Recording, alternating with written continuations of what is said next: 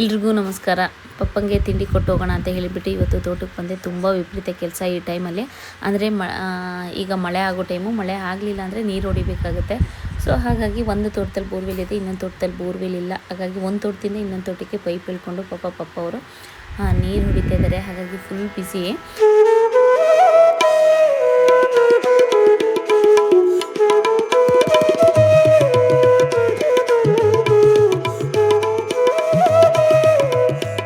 ಎರಡು ಮೋಟ್ರ್ ಇಟ್ಕೊಂಡುಂಟಾ? ಅಲ್ಲೊಂದು ಮೋಟ್ರ್, ಇದೊಂದು ಮೋಟ್ರ್.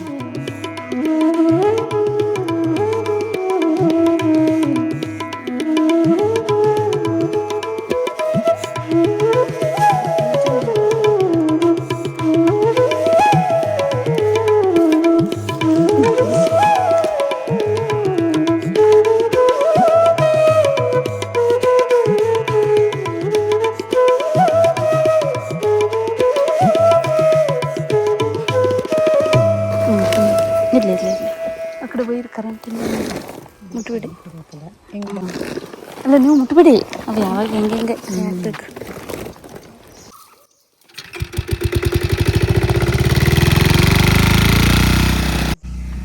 ಮೋಟ್ರು ಸ್ಟಾರ್ಟ್ ಮಾಡಿ, ಮೋಟ್ರಿಗೆ ಬಿಸಿಲಲ್ಲಿ ಏನಾಗಬಾರ್ದು ಅಂತ ಹೇಳಿ ಕಟ್ಟಿ ನೆರಳು ಮಾಡಿ ಈಗ ನೀರು ಬರ್ತಾ ಇದೆಯಾ ಅಂತ ನೋಡ್ಕೊಬರಕ್ಕೆ ಹೋಗಿದ್ದಾರೆ. ಇನ್ನೇನು ನಾನು ಹೊರಟೆ. ಡ್ಯಾಡಿ ಬರೋದನ್ನ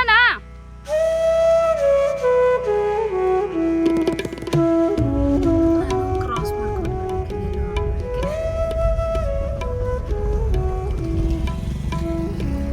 ಈಗ ಮತ್ತೆ ನಾನು ಹಾಸನ ಹೊರಡಬೇಕು. ಇವಾಗ ಸ್ವಲ್ಪ ಕೆಲಸ ಇದೆ ಹಾಸನಲ್ಲಿ.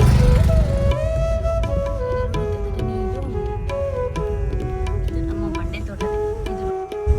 ಪಾಪ ನೋಡಿ, ಇಷ್ಟ ತನಕ ಅಲ್ಲಿ ಕಷ್ಟಪಡ್ತಿದ್ರು ಬೆಳಗ್ಗೆಯಿಂದ. ಹೊಡೆದು ಈಗ ನೀರೇ ಬರ್ತಾ ಇಲ್ವಂತೆ.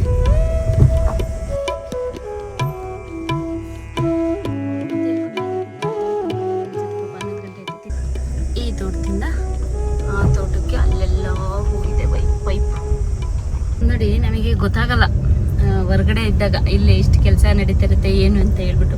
ಪಾಪ ನಮ್ಮ ಪಪ್ಪನ ನಾವು ಎಷ್ಟೋ ಸರಿ, ನಾನಾಗಲಿ ನಮ್ಮ ಅಕ್ಕ ಆಗಲಿ, ನಾನು ಪಪ್ಪ ಬೆಂಗಳೂರಿಂದ ಬಂದಾಗ ಪಾಪ ಇವಾಗ ಹಾಸನ ಬರ್ತಾನೆ, ಇಷ್ಟು ಗಂಟೆಗೆ ಬಂದು ಕರ್ಕೊಂಡು ಹೋಗಿ ಏನು ಕೆಲಸ ನಡೀತಿದೆ, ಏನು ಮಾಡ್ತಿದ್ರೆ ಏನೇ ಕೇಳ್ತಾ ಇರಲಿಲ್ಲ.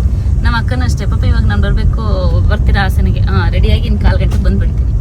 ಇಷ್ಟು ಕೆಲಸ ಇದೆ ಅಂತ ಅವರು ಹೇಳ್ತಿರ್ಲಿಲ್ಲ. ಹೇಳಿದ್ರು ನಮಗೆ ಅರ್ಥನೂ ಕೂಡ ಆಗ್ತಾ ಇರಲಿಲ್ಲ. ನಾನು ನನ್ನ ಮಗ ಇಬ್ಬರೇ ಇವತ್ತು ಹಾಸನ ಹೊಟ್ಟಿದ್ದೀವಿ. ಹಾಗೆ ನನ್ನ ಮಗನ ಬೈಕ್ ಇತ್ತು ನೋಡಿ, ಚುಪ್ಪಿಗೆ ತೆಕ್ಕೊಟ್ಟಿದ್ದು. ತಗೊಂಡು ಒಂದೇ ವರ್ಷಕ್ಕೆ ಹಾಳು ಮಾಡಾಕ್ತ. ಅದು ಅಷ್ಟು ಸ್ಪೀಡ್ ಇಲ್ಲ. ಅವನು ಅವಾಗ ತುಂಬ ಸ್ಪೀಡ್ ಇದ್ದ. ಆ ಸ್ಪೀಡಿಗೆ ಇದಲ್ಲ. ಸೊ ಹಾಗಾಗಿ ಓಡಿಸಾಡಿ ಆಮೇಲೆಲ್ಲ ಕಿತ್ತೋಗಿ ಹಾಗೆ ನಿಂತಿತ್ತ. ಈಗ ನನ್ನ ಮಗನಿಗೆ ಏನಾದರೂ ಯೂಸ್ ಬರುತ್ತೇನೋ, ರಿಪೇರಿ ಮಾಡಿಸೋಣ, ಸರ್ವಿಸ್ ಮಾಡಿಸೋಣ ಅಂತ ಹೋಗ್ತಾ ಇದ್ದೀನಿ. ತಗೊಂಡ್ರೆ ಅದೇ ಏನು ರಿಪೇರಿಗೆ ಅವರು ಅಷ್ಟಿಷ್ಟ ಹೇಳಿದ್ದು ಅಂದರೆ ಅಲ್ಲೇ ಒಂದು 500 ರೂಪಾಯಿ ಕೊಟ್ಬಿಟ್ಟು ಬರ್ತೀನಿ. ಇಲ್ಲಾಂದರೆ ರಿಪೇರಿ ಮಾಡಿಸ್ಕೊಂಬರೋದು. ಮತ್ತೆಂತೂ ಬೇರೆದಂತೂ ತಗೊಬಿಟ್ಟು ಬರೋಲ್ಲ, ವೇಸ್ಟ್ ಇದು. ವಾಶ್ ನೋಡೋಂಗಿರಲಿಲ್ಲ, ಹಾಗೆ ನೀರು ಹಾಕಿ ಇಟ್ಟಿದ್ದೀನಿ. ಈಗ ನೋಡಬೇಕು ಯಾವ ಥರ ರಿಪೇರಿ ಮಾಡಿಕೊಡ್ತಾರೆ ಅಂತ ಹೇಳಿ ತಗೊಂಡಿದ್ದೆ. ಅಲ್ಲೇ 10 ವರ್ಷ ಆಯ್ತಿದ್ದು.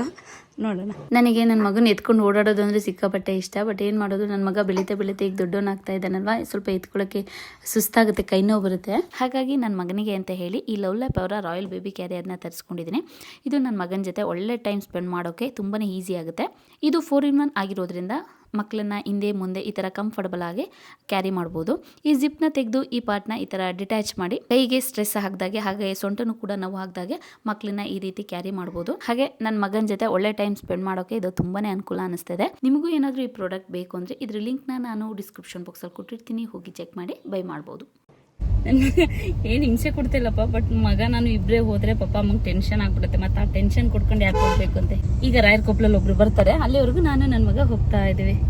ಕಲಿಬೇಕಲ್ಲ, ಏನಾದರೂ ಒಂದು ಧೈರ್ಯ ಮಾಡಲೇಬೇಕಲ್ಲ. ಈಗ ನಮ್ಮ ಪಪ್ಪನೂ ಕೂಡ ಬಿಸಿ ಇದ್ದಂಗೆ ನೋಡ್ಬಿಟ್ಟು ನಾನು ತಾನೇ ಹೇಗೆ ಕೇಳೋಕ್ಕಾಗತ್ತಲ್ವಾ. ಇನ್ನು ನಮ್ಮನೆಯವ್ರಿಗೂ ಅಲ್ಲಿ ಏನು ಕೆಲಸ ಇದೆ ಏನೂ ಗೊತ್ತಿಲ್ಲ. ಸೊ ಹಾಗಾಗಿ ನಾನು ನನ್ನ ಮಗ ಇಬ್ಬರೇ ಹೋಗ್ತಾ ಇದ್ದೀವಿ ಹಾಸನಿಗೆ ಇವತ್ತು. ಮಗ್ಗೆವರೆಗೂ ಕೂತ್ಕೊಂತೂ ಇಲ್ವೋ ಗೊತ್ತಿಲ್ಲ, ನೋಡಬೇಕು. ಹಿಂಗೆ ಸುಮ್ಮನೆ ಕೂತ್ಕೊಂಡ್ರೆ ಓಕೆ, ಬಟ್ ಕುಯ್ ಅನ್ನೋದು ಇದೆಲ್ಲ ಬೆಲ್ಟಲ್ಲಿ ಎಳೆಯೋದು ಮಾಡಿದರೆ ಕಷ್ಟ ಆಗ್ತದೆ. ಸುಮ್ಮನೆ ಏನೋ ಒಂದು ಕೋಮು ಕೊಟ್ಟು ಅದು ಇದು ಕೊಟ್ಟು ಕೂರಿಸಿದ್ದೀನಿ.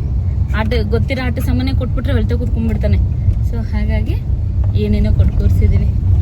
ನೋಡಿ ಹೆಂಗೆ ಆಡ್ತಿದ್ದಾನೆ ಪುಟ್ಟಣ್ಣ. ರಾಯರಕೊಪ್ಪಲಿಗೆ ತಲುಪ್ದೆ. ಇಲ್ಲೊಂದು ಸ್ಟಾಪ್ ಕೊಟ್ಟಿದ್ದೀನಿ, ರಾಯರಕೊಪ್ಪಲಿಗೆ ಬಂದೆ. ಈ ಥರ ಈಚ್ ಅಂತ ಕೂತಿದ್ದಾನೆ, ಎದ್ದು ನಿಂತ್ಕೊಂತಿದ್ದ. ಕ್ವಾರಂಗಿ ನೋಡಿ ಇನ್ನೇನು ಅಜ್ಜನ ನಮ್ಮ ಪಪ್ಪ ಮಗ್ಗೆಗೆ ಹೋಗಿದ್ದಾರೆ. ಇವ್ನು ಹಿಂಗೆ ಆಡೋದು ನೋಡಿದ್ರೆ ಟೆನ್ಷನ್ ಆಗಿಬಿಡ್ತಾರೆ. ಕೂಕಲ್ರಿ ಸುಮ್ಮನೆ ಆರೋದು ಸುಮ್ ಕೂತ್ಕೊಂಬಂಗ್ನ ಇನ್ನೊಂದು ಅರ್ಧ ಕಿಲೋಮೀಟರ್ ಅಲ್ವಾ, ಸುಮ್ ಕೂತ ಇನ್ನೇನು ಬೇಕು ಆ ಥರಕ್ಕೆ ಮಗುಗೆ. ಹಾಗೆ ಹಾಸನ ಬರ್ತಿದ್ದಾಗೇ ನಾನು ವಾಸವಿ ಜ್ಯುವೆಲರಿ ಶಾಪಿಗೆ ಬಂದಿದ್ದೆ. ಅಂದರೆ ಲಾಸ್ಟ್ ಟೈಮ್ ಒಂದು ಚೈನ್ ನೋಡ್ಕೊಂಡು ಹೋಗಿದ್ದೆ, ನಂಗೆ ಇಷ್ಟ ಆಗಿತ್ತು. ಸೊ ಹಾಗಾಗಿ ತಗೊಳ್ಳೋಣ ಅಂತ ಹೇಳಿ ಬಂದಿದ್ದೆ. ಹಾಗೆ ನಾನು 10-12 ವರ್ಷದಿಂದ ನಾವಿಬ್ಬರು ಒಟ್ಟಿಗೆ ಹಾಸ್ಟೆಲಲ್ಲಿದ್ದು ದೀಪಶ್ರೀ ಅಂತ ಹೇಳ್ಬಿಟ್ಟು 10 ವರ್ಷದ ಮೇಲೆ ಇವಾಗ ಸಿಕ್ಕಿದ್ದು. ತುಂಬಾ ಖುಷಿ ಆಯಿತು, ಅವಳಿಗೂ ಖುಷಿ ಆಯಿತು, ನನಗೂ ಖುಷಿ ಆಯಿತು. ತುಂಬ ಹೊತ್ತು ಮಾತಾಡಿಕೊಂಡು ಹಾಗೆ ನನ್ನ ಮಗನಿಗೆ ಡೈಲಿ ಯೂಸ್ಗೆ ಅಂತ ಹೇಳಿಬಿಟ್ಟು ನನ್ನ ಮಗನಿಗೆ ಕೈಗೆ ಅಂತ ಹೇಳ್ಬಿಟ್ಟು ಗುಂಡು ಪೋಣಿಸೋಣ ಅಂತ ಹೇಳಿಬಿಟ್ಟು ಮಣಿಗಳು ತಗೊಂಡು ಹೋಗೋಣ ಅಂತ ಹೇಳಿ ಬಂದಿದ್ದೆ. ಅದು 1 ಗ್ರಾಮಿಗೆ 30 ಬರೋದಿತ್ತು, 20, 25 ಈ ಥರ ಬರೋದಿತ್ತು.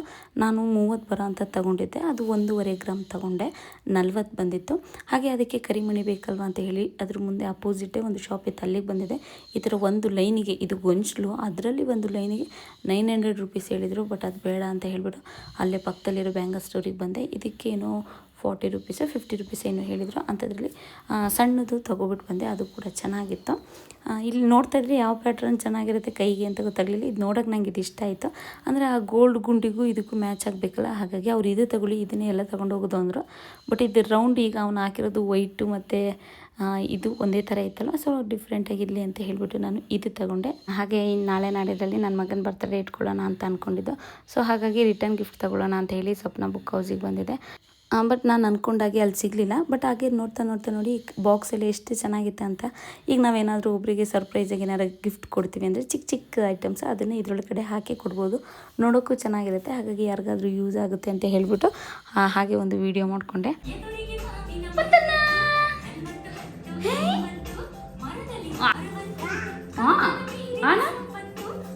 ಬಾಲ್ ತಗೊಬಂದಿದ್ದೀನಿ ನಾನು. ಎಲ್ಲಿ ಪತ್ತಾನೆ ಬಾಲ್ ಅಯ್ಯೋ ಏನು ಖುಷಿ ಆಯ್ತು ನನ್ನ ಮಗಂಗೆ. ಖುಷಿನ ಬಂಗಾರಿ ಬೇಡ ಅಂದ್ಬಿತ್ತು. ಅದು ಆದರೆ ನಿಂಗೆ ಅಂತ ಫ್ಯಾನ್ ತಗೊಬಂದೆ ಬಂಗ್ನೆ. ಶೆಕೆ ನನ್ನ ಅಕ್ಕಂಗಂದು ಪುಟ್ಟ ಬರ್ಗರ್ ಬುಕ್ ತಗೊಬಂದೆ. ಬರ್ಗರ್ ಬುಕ್ ಇಲ್ಲಿನ ರೀ.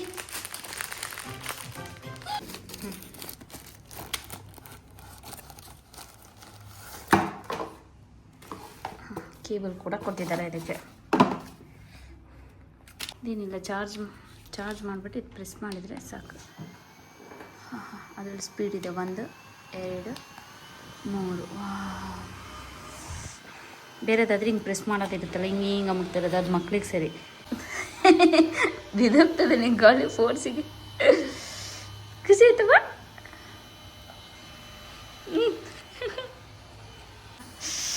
ಉಸಿರು ಕಡ್ತಾನೆ ನನ್ನ ಮಗ. ಚೆನ್ನಾಗಿದೆ ರಾಜ್ಕುಮಾರ. ಎಷ್ಟೊತ್ತು ಬರುತ್ತೆ ಗೊತ್ತಿಲ್ಲ ಚಾರ್ಜ್. ಹೋಟೆಲ್ ತಗೊಂಡು ಬಂದೆ ರಾತ್ರಿ ಟೈಮಿಗೆ. ಮಧ್ಯೆ ಎದ್ದೇಳ್ತಾ ಇರ್ತಾನೆ. ಸ್ವಲ್ಪ ನಾನು ಅವಾಗ ನನ್ನ ನಿದ್ದೆಗಣ್ಣಲ್ಲಿರ್ತೀನಲ್ವಾ, ಅವಾಗ ಬೀಸಕ್ಕೆ ಹಿಂಸೆ ಆಗ್ತಾ ಇರುತ್ತೆ. ಇದು ಇಟ್ಕೊಂಡ್ರೆ ಸಾಕು, ಆನ್ ಮಾಡಿ. ಅಪ್ಪ ಮಾಮೂಲಿ ಮೊಬೈಲ್ ಕೇಬಲ್ ಇದೆ. 370.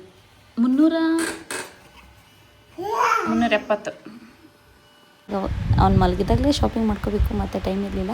ಅವ್ನು ಎದ್ಮೇಲೆ ಮತ್ತೆ ಅವನ್ನ ಕರ್ಕೊಂಡು ಹೊರಟೆ. ಚಿಪ್ಪು ನನ್ನ ಫ್ರೆಂಡ್ ಬಂದೆ ಚಿರಾಗ್ ಅಂತ. ಅಲ್ಲೇ ಇಲ್ಲಿ ಹಾಗೆ ಮಣಿ ಪೋಣಿಸೋಣ ಅಂತ ಹೇಳಿ ಬಂದಿದ್ದೆ. ಕಪ್ಪು ಮಣಿ ಮತ್ತು ಗೋಲ್ಡ್ ಗುಂಡು ತಗೊಂಡು. ಇದು ಯಾವುದ್ರಲ್ಲಿ ಪೋಣಿಸ್ತಾ ಇದ್ದೀನಿ ಅಂದರೆ ಪಂಚಲೋಹ ಅಂತ ಬರುತ್ತೆ, ಅದು ತುಂಬ ಒಳ್ಳೆಯದಂತೆ ಮಕ್ಕಳಿಗೆ. ಸೊ ಹಾಗಾಗಿ ಅದು ಒಳ್ಳೆಯದು ಅಂತ ಹೇಳಿಬಿಟ್ಟು ಅದಕ್ಕೆ ನಾನು ಇವೆರಡು ಮಣಿನ ಸೇರಿಸ್ತಾ ಇದ್ದೀನಿ. ಈಗ ನಾವು ಚಿನ್ನದೇ ತಗೊಂಡ್ರೆ 2-2.5 ಗ್ರಾಮಲ್ಲಿ ಸಿಗುತ್ತೆ. ಬಟ್ ಅಷ್ಟು ಗಟ್ಟಿ ಇರಲ್ಲ. ಮಕ್ಕಳಿಗೆ ಏನಾದರೂ ಬಟ್ಟೆ ಸಿಗಾಕೊಂಡ್ರೆ ಅಥವಾ ಟೇಬಲ್ಗೆ ಏನಾದ್ರು ಸಿಗಾಕೊಂಡ್ರೆ ಕಟ್ಟಾಗಿಬಿಡುತ್ತೆ, ಮತ್ತು ವೇಸ್ಟ್ ಆಗಿಬಿಡುತ್ತಲ್ವ. ಅದು ಡೈಲಿ ಒಂದು 3 ವರ್ಷ ಇರಲಿ ಅಂತ ಹೇಳಿಬಿಟ್ಟು ಪಂಚಲೋಹದ ತಗೊಂಡಿತ್ತಂತೆ. ಅದು ತುಂಬಾ ಗಟ್ಟಿ ಇರುತ್ತಲ್ವ, ಅಂದರೆ ಏನಾಗಲ್ಲ ಮಕ್ಕಳು ಆಟ ಆಡೋದಕ್ಕೆ ಏನಾದರೂ ಬಡಿಸ್ತಾ ಇದ್ದರೆ. ಸೊ ಹಾಗಾಗಿ ಈ ತಂತಿ ತಗೊಂಡು ಅದಕ್ಕೆ ಪೋಣಿಸ್ತಾ ಇದ್ದೆ. ಒಂದು ಕಪ್ಪು ಮಣಿ, ಒಂದು ಗೋಲ್ಡು ಮಣಿ ಹಾಕಿಸ್ತಾ ಇದ್ನಲ್ಲ, ಅದು ಒಂದೊಂದು ಕೈಗೆ 20 ಬರ್ತಾಯಿತ್ತು ಮಣಿಗಳು. ಬಟ್ ಅದೇನು ಅಂದರೆ ಅವ್ನ ಕೈಗೆ ದೊಡ್ಡದಾಗಿ ಎಲ್ಲ ಗುಂಡು ಹಾಕಬೇಕಾಗಿತ್ತು, ಬಟ್ ಚಿಕ್ಕದು ಮಾಡಬೇಕಾಗಿತ್ತು. ನೋಡಿ ಹಿಂಗೆ ಒಂದೊಂದು ಹಾಕಿದಾಗ ಚೆನ್ನಾಗಿ ಕಾಣಿಸ್ತಿತ್ತು, ಬಟ್ ದೊಡ್ಡದಾಗ್ಬಿಡ್ತು. ಅದ್ರಲ್ಲಿ ಮತ್ತೆ 2-3 ಮಣಿ ತೆಗೆದ್ರೆ ಅಲ್ಲಿ ಇಲ್ಲಿ ಇಟ್ಕೊಂಡ್ರೆ ವೇಸ್ಟ್ ಆಗುತ್ತೆ ಅಂತ ಹೇಳಿಬಿಟ್ಟು ನಾನೇನು ಮಾಡಿದೆ, ಕಪ್ಪು ಮಣ್ಣಿನ ಕಡಿಮೆ ಮಾಡಿಸ್ಬಿಟ್ಟು ಗೋಲ್ಡನ್ನ 2 2 ಗೋಲ್ಡ್ ಬರಲಿ, ಆಮೇಲೆ ಒಂದು ಕಪ್ಪು ಮಣಿ ಬರಲಿ ಅಂತ ಹಿಂಗೆ ಹಾಕಿಸ್ದೆ ಆಯ್ತಲ್ವಾ. ಬೇಕಾದ್ರೆ ದೊಡ್ಡದಾದಂಗೆ ಕಪ್ಪು ಮಣಿ ಹೇಗಿದ್ರು ಇರುತ್ತಲ್ಲ, ಆಮೇಲೆ ಬೇಕಾದ್ರೆ ಪೌಂಡ್ ಚೂಸ್ಕೋಬೋದು ಅಂತ ಹೇಳಿ ಹಾಗೆ ಹೇಳ್ದೆ. ಮತ್ತು ಅದೇ ಥರ ರೆಡಿ ಮಾಡಿಕೊಟ್ರು, ಚೆನ್ನಾಗಿ ಬಂದಿದೆ. ಈಗ ಈ ಥರ ಹಾಕ್ಸಿದ್ರೆ ಈಗ 1 ವರ್ಷ ಹಾಕ್ಬೋದು. ಅದ್ರ ಮೇಲೆ ಸ್ವಲ್ಪ ಟೈಟ್ ಆಯಿತು ಅಂದಾಗ ನೋಡಿ ಮಧ್ಯೆ 4 ಗೋಲ್ಡ್ ಬಂದಿದೆಯಲ್ಲ, ಅದೆರಡು ಮಧ್ಯೆ ಇನ್ನೊಂದು 4 ಕಪ್ಪು ಮಣಿ ಹಾಕ್ಸಿದ್ರೆ ಸ್ವಲ್ಪ ದೊಡ್ಡದಾಗುತ್ತೆ. ಹಾಗೆ ಈ ಥರ ಮಾಡಿಸ್ಕೊಂಡು ರೆಡಿ ಮಾಡಿಸ್ಕೊಂಡೆ. ಅದೆಲ್ಲ ಮುಗಿಸ್ಕೊಂಡು ಇನ್ನು ನನ್ನ ಮಗಳಿಗೆ ಬಟ್ಟೆ ಸ್ಟಿಚ್ ಮಾಡಿಸೋಣ ಅಂತ ಹೇಳಿಬಿಟ್ಟು ಪ್ರವೀಣ್ ಸೆಲೆಕ್ಷನ್ಗೆ ಬಂದುಬಿಟ್ಟು ನನಗೆ ಯಾವ್ದು ಬೇಕೋ ಅದು ಬಟ್ಟೆ ತೊಗೊಂಡು ನಮ್ಮ ರೇಖಾ ಆಂಟಿಗೆ ಕೊಟ್ಬಿಟ್ಟು ಬಂದೆ ಸ್ಟಿಚಿಗೆ. ಮತ್ತು ಇನ್ನು ರಿಟರ್ನ್ ಗಿಫ್ಟ್ ಎಲ್ಲ ತೊಗೊಳೋದಿತ್ತು, ಅದನ್ನು ನಾನು ನೆಕ್ಸ್ಟ್ ವೀಡಿಯೋದಲ್ಲಿ ಕಂಟಿನ್ಯೂ ಮಾಡ್ತೀನಿ. ಎಲ್ಲಿ ತೊಗೊಂಡೆ ಏನು ತೊಗೊಂಡೆ ಅಂತ ಹೇಳ್ಬಿಟ್ಟು ಕೆಲವರಿಗೆ ನಮ್ಮ ಹಾಸನದಲ್ಲಿದ್ದವ್ರಿಗೂ ಕೂಡ ಯೂಸ್ ಆಗ್ಬೋದು ಅಂತ ಹೇಳಿಬಿಟ್ಟು ತಿಳಿಸ್ತೀನಿ. ಅಂದರೆ ನಾನು ಆ ರಿಟರ್ನ್ ಗಿಫ್ಟ್ ತೊಗೋಬೇಕು ಅಂತ ಹೇಳಿಬಿಟ್ಟು ದಿನೆಲ್ಲ ಪಾಪು ಕರ್ಕೊಂಡು ಸುತ್ತಾಡಿದ್ದೆ ಆಯ್ತಲ್ವ. ಸೊ ಹಾಗಾಗಿ ನೆಕ್ಸ್ಟು ಏನಾದರೂ ಫಂಕ್ಷನ್ ಇಟ್ಕೊಂಡ್ರೆ ರಿಟರ್ನ್ ಗಿಫ್ಟ್ ಕೊಡೋರಿಗೆ ಅನುಕೂಲ ಆಗುತ್ತೆ ಅನ್ನೋ ಇದರಲ್ಲಿ ವಿಡಿಯೋ ಮಾಡಿ ಅಪ್ಲೋಡ್ ಮಾಡ್ತೀನಿ. ಓಕೆ, ಸದ್ಯಕ್ಕೆ ಇವತ್ತಿಗೆ ಈ ವಿಡಿಯೋಲಿ ಮುಗಿಸ್ತಾ ಇದ್ದೀನಿ. ನಾಳೆ ಮತ್ತೆ ಇನ್ನೊಂದು ವಿಡಿಯೋದಲ್ಲಿ ಸಿಗ್ತೀನಿ. ಅಲ್ಲಿವರೆಗೂ ಎಲ್ರಿಗೂ ಧನ್ಯವಾದಗಳು.